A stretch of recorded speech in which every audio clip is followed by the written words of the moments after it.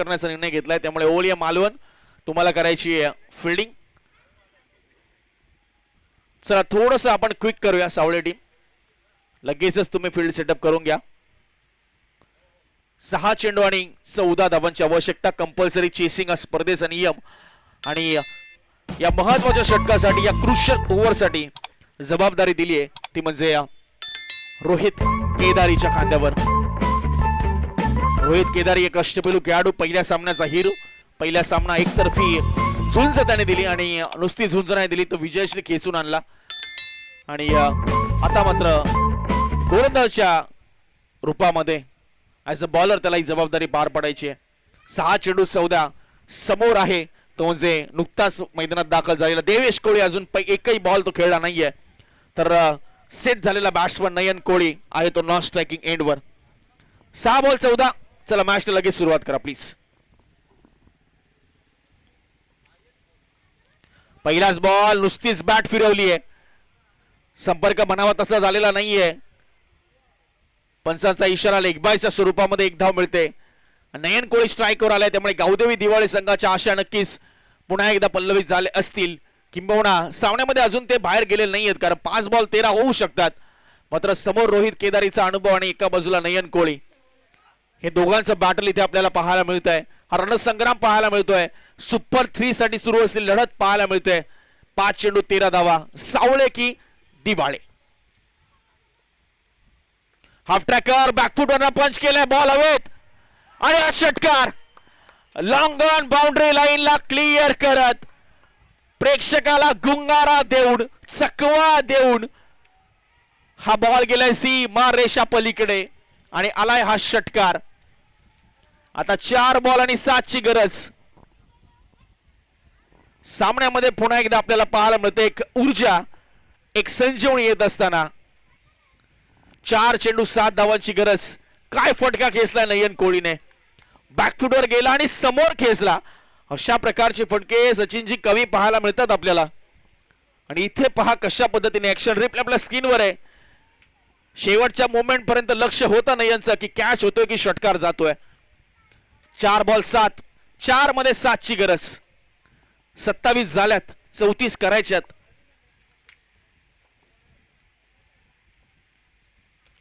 हा बॉल उंच गेलाय, कॅच पकडला जाईल का? पोहोचू शकले नाहीये क्षेत्ररक्षक. 2 पूर्ण, तिसरीचा प्रयत्न आणि इथे 3 धावा पूर्ण होत आहेत.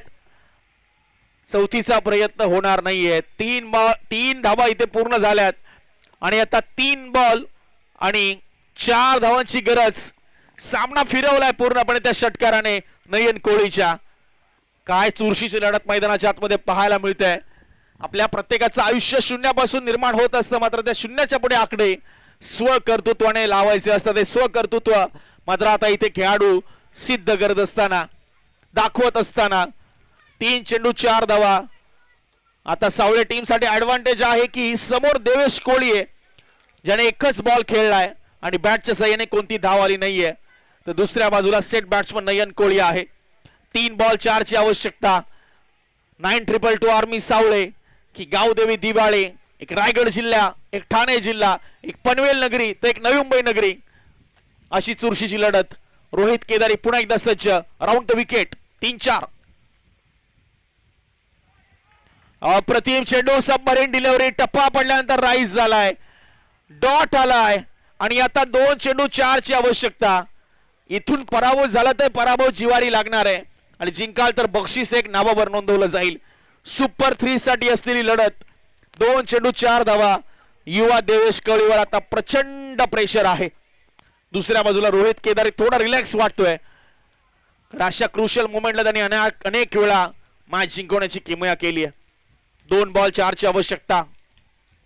काय घडेल या मॅच मध्ये, या चेंडूवर काय घडेल?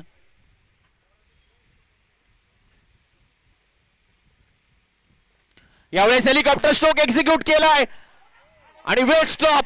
अक्षय पवार, लाजवाब फिल्डिंग इथे पाहायला मिळते. बॉल आता निसटलाय.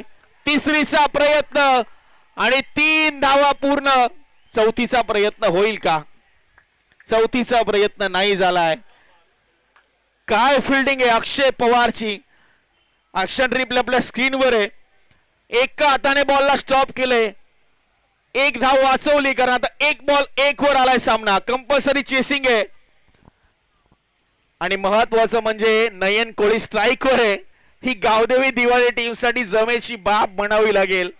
हा बॉल डॉट काढायचा आहे, अन्यथा विकेट काढायची आहे. ती 9222 आर्मी सावळे या टीमला जर जिंकायचं असेल तर. स्पर्धा पाहतोय आपण गावदेवी क्रिकेट संघ धारावी आयोजित मच्छिंद्र स्मृती चषक 2024. चित्त थरारक लढत सध्या क्रीडांगणाच्या आतमध्ये आपल्याला पाहायला मिळते.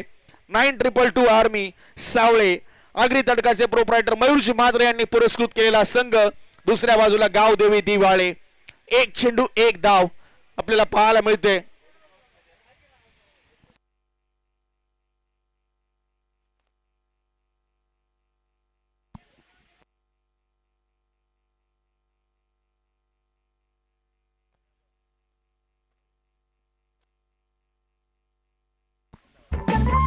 नक्कीच एक बॉल एक आणि महत्वाची सूचना की कीपरच्या हातातनं बॉल निसटला तर दोन्ही क्रॉस होणं गरजेचं आहे.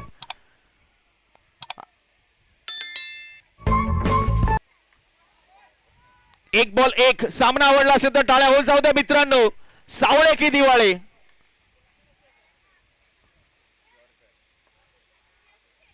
आणि इथे नयन कोळीने बॉल टोलवलाय तो घोषांकी क्षेत्रामध्ये आणि हा सामना जिंकलाय तो गावदेवी दिवाळे आणि सुपर 3 मध्ये प्रवेश निश्चित केलाय. बक्षीस पात्र फेरीमध्ये प्रवेश निश्चित केलाय तो म्हणजे गावदेवी दिवाळे या संघाने. चांगला खेळ इथे पाहायला मिळाला 9222 आर्मी सावळेचा. 2 मॅच अगदी प्रचंड दहशतीने ते जिंकले, डॉमिनन्सने जिंकले. मात्र या मॅच मध्ये देखील अंतिमच्या बॉल पर्यंत हा सामना गेला. मात्र एक बॉल एक असताना नयन कोळीने चांगल्या पद्धतीने बॉलला टोलवलं ते घोषांकी क्षेत्रामध्ये. नक्कीच आज खेळी पाहायला मिळाली रोहित केदारीची, राज केदारीची. दुसऱ्या मॅच मध्ये अक्षय पवार, किरण पवार चांगली इनिंग त्यांनी साकारली. मात्र इथे विजय मिळवला तो गावदेवी दिवाळीने. तर मी किरणजी पवार आपलं एक मॅन ऑफ द मॅच मगाशी आम्ही अनाऊन्स केलं होतं, पण आपण थकला होतात त्यामुळे आपण ते स्वीकारावं. सचिनजी म्हात्रे दादांच्या शुभ हस्ते आपण किरण पवार यांचा एक मॅन ऑफ द मॅचचा पुरस्कार जो बाकी होता एक ब्रँडेड टी शर्ट आपण देऊन त्यांना सन्मानित करतोय. सामना एन्जॉय केला सावळे टीमने. हारजीत होतच असते, मात्र असे अनेक पराभव मात्र पचवण्याचा संघ इतका मोठा झालाय 9222 आर्मी सावळे. नक्कीच येणाऱ्या काळामध्ये पुन्हा एकदा नवी मुंबईमध्ये आपण याल आणि आपली खेळाची चुणूक आपण दाखवाल. पुढील वाटचाली शुभेच्छा असतील. सुपर 3 मध्ये प्रवेश निश्चित केलाय. पुन्हा एकदा थँक्यू सो मच सावळे संघ. रोहित केदारी, राज केदारी, अक्षय पवार लाजवाब खेळी. लाजवाब तो स्टॉप होता त्यामुळे तो सामना शेवटच्या बॉल पर्यंत गेला आणि आता तो चौकार गेला असता तर सामना अगोदरच संपला असता. चला गावदेवी दिवाळे विजयाचा जल्लोष आपण बाहेर येऊन करूया. तुम्ही सुपर 3 मध्ये